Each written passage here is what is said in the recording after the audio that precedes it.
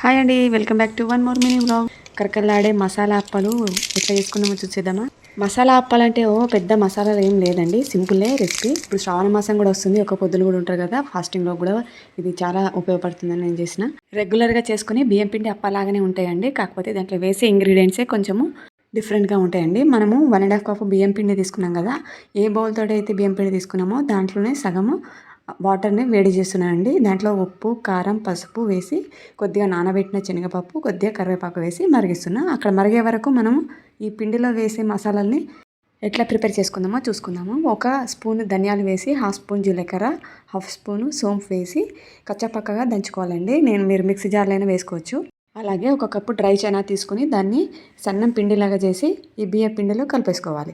తర్వాత మనము దంచిపెట్టుకున్న మసాలాను కూడా ఇందులో కలిపేసి ఈ పిండిని మొత్తాన్ని మరిగే నీటిలో వేసి కలపాలి బాగా. కొద్దిగా ఒక 2 నిమిషాలు కూడా ఈ పిండిని కూడా హీట్ అయ్యేలా ఉంచాలి గ్యాస్ పైనే.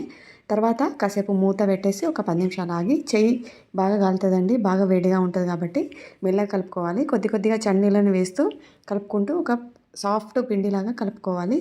బాగా వాటర్ యాడ్ చేయొద్దు, పిండి బాగా పలచగా అయిపోతే ఆయిల్ ఎక్కువ పీల్చేస్తుంది, మెత్తబడిపోతాయి. ఇలా చేసిన తర్వాత ఒక 10 నిమిషాలు ఆగి అన్నీ ఒకేసారి చిన్న చిన్న ఉండలుగా చేసుకొని పూరి ప్రెస్లో ప్రెస్ చేసుకోవడమే. లేదంటే మీకు అవైలబుల్గా ఉంటే మీరు చపాతీ ఆడించే కర్రతో అయినా కూడా చేసుకోవచ్చు. నేనైతే పూరి ప్రెస్తో చేసి ఇలా ఒకటేసారి ఒక క్లాత్ పైన వేశాను, ఎక్కువ ఆరకుండా ఉండడానికి. ఈ చేసిన అప్పాలు వేయించడానికి కావాల్సిన ఆయిల్ని హీట్ అయ్యే తర్వాత కొన్ని అప్పాలు వేసి అటు ఇటుగా కాల్చాను. చాలా క్రిస్పీగా, చాలా టేస్టీగా ఉన్నాయండి. మీరు కూడా తప్పకుండా ట్రై చేయండి. కొంతమంది ఫాస్టింగ్లో అల్లం వెల్లుల్లి ఏం తినరు కాబట్టి, దీంట్లో అల్లం వెల్లుల్లి ఏం వేయలేదు కాబట్టి ఇలా చేసుకుంటే బాగుంటుంది. Thank you for watching this video. See in the next vlog.